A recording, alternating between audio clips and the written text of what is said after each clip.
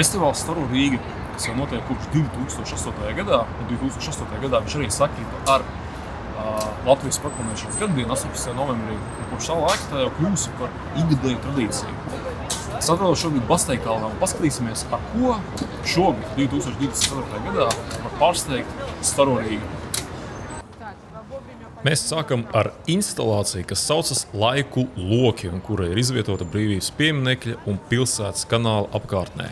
Kā ir minēts anotācijā, instalācijas mērķis ir ar mākslinieciskiem paņēmieniem estētiski un emocionāli vedināt aizdomāties par laika ritējumu valsts, pilsētas un cilvēka dzīves telpā. Šī visa instalācija, atšķirībā no citām, netiks demontēta pēc 18. novembra, bet pēc būtības pārtaps par tādu kā sava veida Ziemassvētku rotājumu līdz pat 19. janvārim. Cik saprotu, šīs instalācijas ir vairākas. Viena ir pie Basteikalna, ar kuru sāku, un otra ir pie Latvijas Universitātes, kuru jūs šobrīd redzat, un kura ir galvenā šīs visas instalācijas elements ar šo savādo velosipēdu. Kas notiek, ja griež pedāļus, neesmu sapratis, bet izskatās, ka bērniem ļoti, ļoti patīk. Šīs instalācijas veidotāji iedvesmu guvuši stāstos un vēsturiskos faktos par dirižabļu saistību ar Latviju un Rīgu, no kurienes ir arī šīs instalācijas forma. Dirižabļu būvniecība uzplauka 19. gadsimta beigās un 20. gadsimta sākumā. Tie plaši tika izmantoti pasažieru pārvadāšanai un militārām vajadzībām. Visiem zināmie Rīgas centrāla tirgus paviljoni ir nekas cits kā šo dirižabļu depo no tiem laikiem. 1930. gada jūlijā Rīgu pārlidoja pats lielākais un tobrīd modernākais dirižablis pasaulē grāfs Cepelīns, kurš pēc tam devās uz Helsinkiem un Tallinu.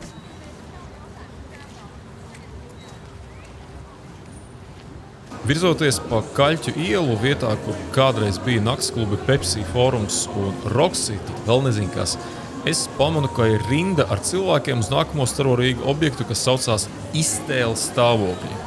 Rindā pastāvēja kādu minūti, divas, dodoties iekšā, var redzēt zilu lāzeri, kas kaut ko zīmē uz pretējās sienas. Šīs instalācijas ideja radusies smeļoties iedvesmu no kvantu sapinuma idejas un kvantu tehnoloģiju pētījumiem par divu kubitu sapinuma stāvokļiem un to projekciju trīsdimensiju telpās. Jūs sapratāt?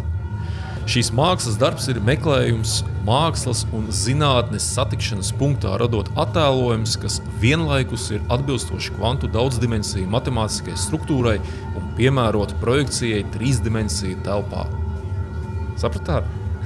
Šīs mākslas darbs izgaismo un plašākai auditorijai dot iespēju ieskatīties matemātiski modelētu kvantu sistēmām raksturīgu fenomenu pasaulē, vizuāli uzticami atveidotos sapinuma stāvokļos. Es personīgi nevisai sapratu, bet šīs 2 minūtes stāvēšanas rindā bija tā vērtas. Lāzeri man vienmēr ir patikuši.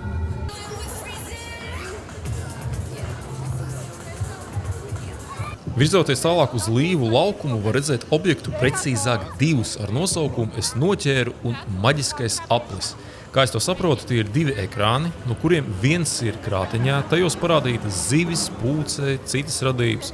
No tehniskā viedokļa, kā es to redzu, tas sāls ir tajā, ka tie ekrāni ir caurspīdīgi un uz kuriem parādās šie diezgan skaidri attēli.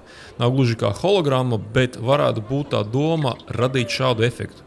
Pateikšu atklāti, mani šīs instalācijas nepārāk iedvesmoja, bet bērniem varētu patikt. Iesim tālāk. Tālāk gan ir kaut kas ievērojami lielāks. Doma laukumā ir apskatāms un sadzirdams gaismu un skaņu uzvedums Zelta dzirgs. 2025. gadā Rainim svinēsim 160 gadu jubileju, bet šogad aprit 115 gadi kopš Rainis uzrakstīja lugu Zelta zirgs, kas kļūst par vienu no Latvijas simboliem. Idejas pamatā ir tēze, ka ikviena cilvēka rīcība ietekmē rezultātu gan labā, gan sliktā virzienā. Kāpēc tieši Doma laukums un Latvijas radio ēka? Iespējams tāpēc, ka nākamgad aprit 100 gadi kopš raida Latvijas radio.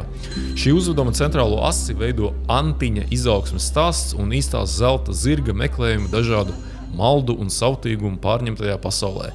Savukārt tehniski objekts realizēts ar īpaši veidotu skaņu celiņu telpiskuma nodrošināšanai, gaismu, lāzeru tehnoloģiju risinājumiem apvienojumā ar Latvijas radio ēku kā scenogrāfijas centrālo simbolisko objektu, kas miedarbojas ar doma laukumu un citām tajā esošajām ēkām. Tā rakstīts par šo instalāciju. Uzvedama primārā mērķa auditorija ir Latvijas sabiedrība, kas spēj analizēt informācijas nozīmi dezinformācijas laikmetā. Dezinformācija. Cik daudz par šo vārdu mēs esam dzirdējuši pēdējos gados, bet mēs ejam tālāk.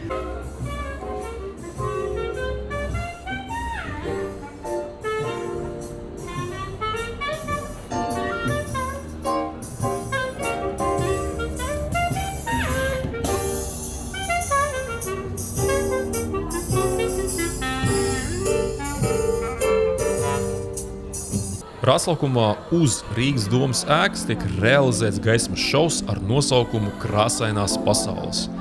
Šīs te uzprojicētās uz Rīgas domas ēkas dažādās krāsu pasaules ļaus apmeklētājiem ķert savos telefonos krāsaino gaismu mirkļus, izbaudīt krāsainas pasaules un arī līdzdarboties gaismas pasauļu notikumos, izmantojot savus telefonus. Katra pasaule ir piepildīta ar neparastiem tēliem, poetiskiem aprakstiem un filozofiskiem motīviem, kas veicina iztēli un mudina uz pārdomām par ikdienas dzīves nozīmi un tās krāsainību. Es lasu aprakstu. Katra no pasaulēm stāstīs par cilvēku vērtībām, emocijām un dzīves pieredzi, izmantojot dažādas krāsas. Katra krāsa un tās stāsts atspoguļos atšķirīgu tēmu vai emociju, sniedzot apmeklētājiem krāsainu un neparastu pieredzi. Krāsainās pasaules būs universālas savā vēstījumā, tās uzrunās gan bērnus, gan pieaugušos. Paejot nedaudz tālāk uz Strēlnieku laukumu, redzēt no tāluma kaut ko līdzīgu slidošanas laukumu, bet nē, tā ir instalācija ar nosaukumu Gaismas savienojumi. Kad jūs tā kā iekāpjat šajā laukumā, sensori jūs redz un sāk zem jūsu kājām kaut ko tur projekcēt, visu kaut ko. Kā rakstīts aprakstā, šīs instalācijas mērķis ir aicināt sabiedrību doties sajūtu ceļojumā ar savu rotaļīgumu, uzlādējot cilvēkus ar pozitīvu enerģiju. Tas aktivizē spontānas savienojumus, nodrošināt dalībnieku kopīgu pieredzi. Mākslas darbs stiprina attiecības un veicina miedarbību ar jauniem cilvēkiem caur tūmu. Šīm enerģijām uzkrājoties, tas rada iespaidīgus vizuālos efektus. Inovatīvs mākslas darbs, kas interaktīvi apvieno vizuālas projekcijas uz zemes un skatītājus, kas brīvi pārvietojas telpā. Nepastāv robežas starp cilvēkiem, rodas jaunas miedarbības formas, notiek savstarpējas miedarbības aktivizēšana. Enerģijas veidā starp visiem rodas negaidīti savienojumi. Bet es dodos uz Akmens tiltu un tālāk uz Pārdaugavu. Lai nu kā, bet, manuprāt, visneinteresantākais objekts ir uz Akmens tilta ar nosaukumu Virzība. Tas ir tikai mans viedoklis. Ideja ir attēlot gaiputnu lidojumu pāri Akmens tiltam. Gaiputni ir kā gaismas festivāla galveno lokāciju virzītāji rādītāji, kas aicina meklēt gaismas piedzīvojumus abos Daugavas krastos. Ja nebūtu staro Rīga, es šīs dekorācijas īstenībā uztvertu kā parastas gaismas instalācijas Rīgas pilsētā pirms Ziemassvētkiem, kādas mēs katru gadu redzam. Mums pat nepadomāt, ka tur ir kaut kas īpašs. Bet, varbūt kādam patiks. Pārējot Akmens tiltu, iepratim Nacionālajai bibliotēkai spīd kaut kas ar nosaukumu Saule ausa, gaismas, prožektori un mūzika. Šī instalācija godā pagātni un sniedzas nākotnē, apvienojot Latvijas kultūras mantojumu ar inovatīvām tehnoloģijām. Instalācija radīta iedvesmojoties no gaismas instalācijām, kas rotāja Rīgu Latvijas pirmās brīvvalsts laikos, kā arī spēcīgā saules simbola. Šis mākslas darbs simbolizē jaunu sākumu un mūžīgo transformāciju. Šīs konstrukcijas ārējā apdare ir veidota no misiņa plāksnēm, kas miedarbojoties ar instalācijas gaismas avotiem rada mainīgus gaismas atspīdumus. Instalācijā izmantoti vairāk nekā 300 metri digitālo gaismas lentu. Instalāciju papildina vairāki prožektori, kuru gaisma redzama pat vairāku kilometru attālumā.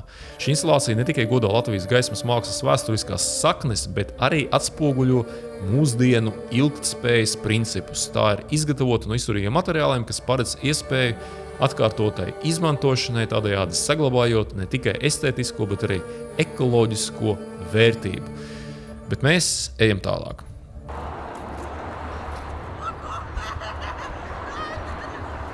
Pārējot pāri ielai un ieejot Latvijas dzelzceļa vēstures muzeja pagalmā, es ieraudzīju manu, es tā domāju, šī vakara favorītu instalāciju ar nosaukumu Gaismas atbalsts. Kā jau minēju iepriekš, man patīk lāzeri. Gaismas atbalsts ir inovatīva un eksperimentāla audiovizuālā instalācija, kuras ideja ir vizuāli un simboliski attēlot enerģijas un gaismas nepārtraukto kustību un pārvērtības.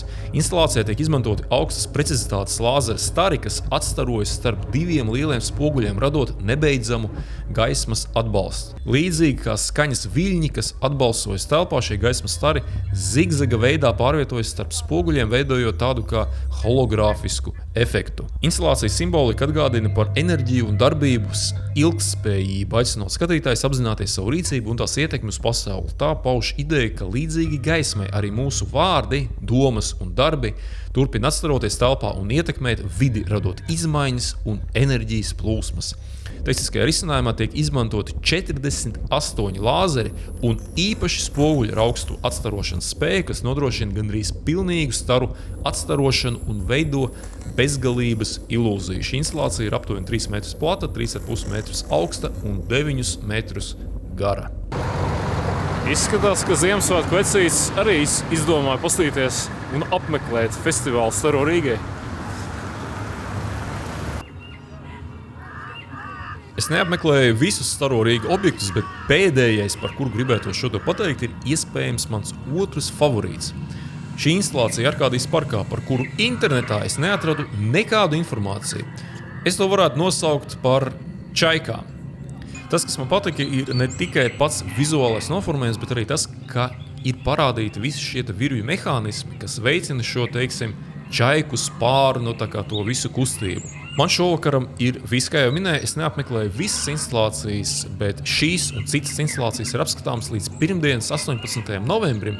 Vēlam vakaram objekti ir ieslēgti no 17. līdz 23. vakarā. Vairāk informācijas ar maršruta kartēm un citiem objektiem ir atrodams vietnē staroriga.lv. Paldies, ka skatījāties!